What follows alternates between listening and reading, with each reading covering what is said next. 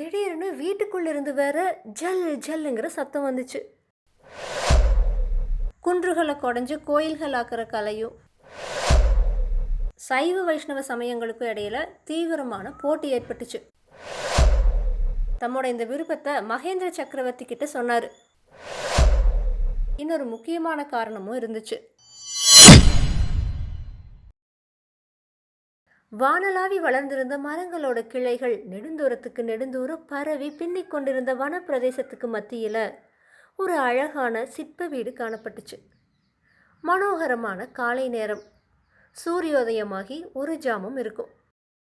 ஓங்கி வளர்ந்திருந்த மரங்களோட உச்சியில வசந்த காலத்துல இளந்தென்றல் உலாவுனப்ப சலசலனு இலைகளை செய்கிற இனிய ஓசை எழுந்துச்சு. பட்சி ஜாலங்களோட கண்டங்களிலிருந்து விதவிதமான ஸ்ருதி பேதங்களோடு மதுர மதுரமான அமுத கீதங்கள் பெருகிட்டு இருந்துச்சு. வீட்டை சுற்றி இருந்த மரங்களுக்கடியில் அங்கங்கே பெரிய பெரிய கருங்கற்கள் கிடந்துச்சு. அந்த கருங்கற்களில் தனித்தனியாவோ இருவர் மூவராவோ இளம் சிற்பிகள் அமர்ந்து கையில் கல்லொளியோடு வேலை செஞ்சுட்டு இருந்தாங்க. இளம் சிற்பிகள் கருங்கற்களில் கல்லொளியினால் வேலை செஞ்சப்போ உண்டான கல் கல்லுங்கிற ஓசை இலைகள் அசைகிற ஓசையுடனும் பட்சிகளோட மதுர கானத்துடனும் கலந்து செவி கொடுத்து கேட்பவர்களுக்கெல்லாம் நாத போதையை உண்டாக்குச்சு. இத்தகைய கீத பிரவாகத்துக்கு இடையில திடீர்னு வீட்டுக்குள்ளிருந்து வேற ஜல் ஜல்லுங்கிற சத்தம் வந்துச்சு. இளம் சிற்பிகள் அவ்வளவு பேரும் சொல்லி வச்சது மாதிரி வேலையை நிறுத்திட்டு காது கொடுத்து கேட்டாங்க. அவங்களோட முகங்கள் எல்லாம் ஏக காலத்தில் மலர்ந்துச்சு. ஏன்னா அந்த ஜல் ஜல் ஒளியானது அவங்களோட ஆச்சாரிய சிற்பியோட மகளான சிவகாமி தேவியோட பாதச்சலங்கை ஒளி அப்படிங்கிறது அவங்களுக்கு நல்லாவே தெரியும். 3 நாளாக ஏதோ ஒரு காரணத்தினால சோகத்தில் ஆழ்ந்திருந்த சிவகாமி இன்னைக்கு சோகம் நீங்கி மறுபடியும் நடனம் செய்ய ஆரம்பிச்சிருக்கிறா அப்படிங்கிறத அந்த ஜல் ஜல் ஒளி பறையறைந்து தெரிவிச்சுது. கொஞ்ச நேரம் அந்த இனிமையான ஒளியை கேட்டுட்டு இருந்துட்டு ஒருத்தரோடு ஒருத்தர் முகபாவத்தினாலேயே சம்பாஷிச்சுட்டு இளம் சிற்பிகள் மறுபடியும் அவங்களோட வேலையை ஆரம்பித்தாங்க. ஆயனரோட சிற்ப கோயிலுக்குள்ளே நம்ம பிரவேசிக்கிறதுக்கு முன்னாடி அவர் அந்த நடுக்காட்டில் வந்து எதனால் வீடு கட்டிட்டு வசிக்க நேர்ந்தது அப்படிங்கிறத கவனித்து பார்ப்போம். தெற்கில் பாண்டிய நாட்டோட எல்லையிலிருந்து வடக்கில் கிருஷ்ணா நதி வரைக்கும் பறந்திருந்த பல்லவ ராஜ்யத்தில் காஞ்சியை தலைநகரை கொண்டு மகேந்திரவர்ம சக்கரவர்த்தி சிறப்பாக ஆட்சி புரிஞ்சிட்டு இருந்த சமயத்தில் தமிழகம் எங்கும் ஒரு அதிசயமான கலை மறுமலர்ச்சி ஏற்பட்டிருந்துச்சு. செந்தமிழ் நாடெங்கிலோ மகா சிற்பிகளோ சித்திர கலைஞர்களோ தோன்றி சிற்ப சித்திரக்கலைகளை அற்புதமாக வளர்த்து வந்தாங்க. குன்றுகளை குடைஞ்சு கோயில்கள் ஆக்கிற கலையும் கட்பாறைகளில் சிற்பங்களை செதுக்கிற கலையும் எங்கெங்கும் பரவி வந்துச்சு. அதே சமயத்தில் தமிழகத்தில் சைவ வைஷ்ணவ சமயங்கள் எல்லாம் புத்துயிர் பெற்று தழைக்க தொடங்குச்சு. சிவனடியார்களோ வைஷ்ணவ பெரியார்களோ ஸ்தல யாத்திரைங்கிற பெயரில் தேசம் எங்கும் பிரயாணம் செஞ்சு சைவ வைஷ்ணவ சமயங்களை பரப்பி வந்தாங்க.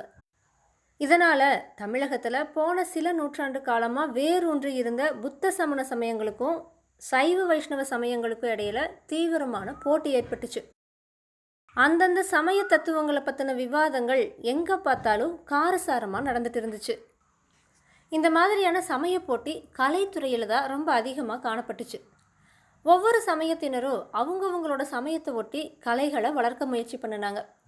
சைவ வைஷ்ணவர்கள் சிவன் கோயில்களையோ பெருமாள் கோயில்களையோ நாடெங்கும் நிர்மாணிக்க விருப்பப்பட்டாங்க. புத்தர்களும் சமணர்களோ எங்கெங்கோ புத்த விகாரங்களையோ சமண பள்ளிகளையோ நிறுவ தொடங்கினாங்க. பாறைகளுக்கும் குன்றுகளுக்கும் கூட பெரிய போட்டி ஏற்பட்டுச்சு.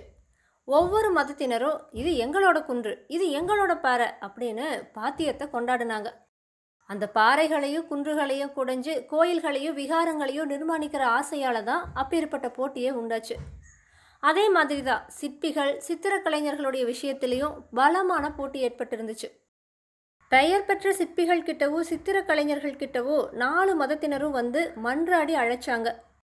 அப்படிப்பட்ட பலமான போட்டிக்கு ஆளாகி இருந்தவர்களில் ஆயன சிற்பியும் ஒருத்தர். காஞ்சி மாநகரிலேயே பிறந்து வளர்ந்து கலை பயின்றவர் தான் ஆயனர். சின்ன வயசுலேயே மகா சிற்பின்னு பேர் வாங்கினார். ஆயனரோட புகழ் வளர வளர அவரோட வேலைக்கு குந்தகம் அதிகமாக ஏற்பட்டுட்டு இருந்துச்சு. மகேந்திர சக்கரவர்த்தியிலிருந்து சாதாரண ஜனங்கள் வரைக்கும் அடிக்கடி அவரோட விடுதிக்கு வரதும் அவரோட சிற்ப வேலைகளை பாராட்டுவதுமா இருந்தாங்க. வந்தவங்களை வரவேற்று உபசரிக்கிறதுலையே அவரோட காலம் அதிகமாக செலவழிஞ்சு வந்துச்சு. சைவ குலத்தில் பிறந்த ஆயனர் இயற்கையாகவே சைவ மதப்பற்ற கொண்டிருந்தார். அது மட்டும் இல்லாமல் பழந்தமிழ்நாட்டு சிற்ப வடிவங்களில் சிறந்த ஸ்ரீ நடராஜ வடிவம் அவரோட உள்ளத்தை பரிபூரணமாக கவர்ந்திருந்துச்சு. அதனால் அவரோட சிற்ப வேலைகளெல்லாம் பெரும்பாலும் சைவ மதத்தை தழுவியதாக தான் இருந்துச்சு. இதனால் புத்த பிக்ஷுக்களும் சமண முனிவர்களும் ஆயனரை தங்களோட சமயத்தில் சேர்த்துக்க இடைவிடாத முயற்சி செஞ்சுட்டு இருந்தாங்க. இந்த தொல்லைகள் இருந்தெல்லாம் விடுபடுறதுக்காக ஆயன சிற்பியார் ஒரு தீர்மானத்துக்கு வந்தார். அதாவது காஞ்சி நகரை விட்டு போய் எங்கேயாச்சும் நடுக்காட்டில் ஏகாந்தமான பிரதேசத்தில் வீடு கட்டி வசிக்கணும் அப்படிங்கிறது தான் அவரோட ஆசை. அப்படி ஆயனர் தீர்மானித்ததுக்கு இன்னொரு முக்கியமான காரணமும் இருந்துச்சு. அந்த மகா சிற்பி சித்திரக்கலைகளை நல்லா பயின்றதோடு மட்டும் இல்லாமல் பரத சாஸ்திரம்ங்கிற மகா சமுத்திரத்திலையும் கரை தேர்ந்தவராக இருந்தார். அவரோட ஒரே மகளான சிவகாமி குழந்தையாக இருந்தப்பவே நடனக்கலையில் அவள் சிறப்பான தேர்ச்சி அடைவா அப்படிங்கிறதுக்கான அறிகுறிகள் காணப்பட்டுச்சு.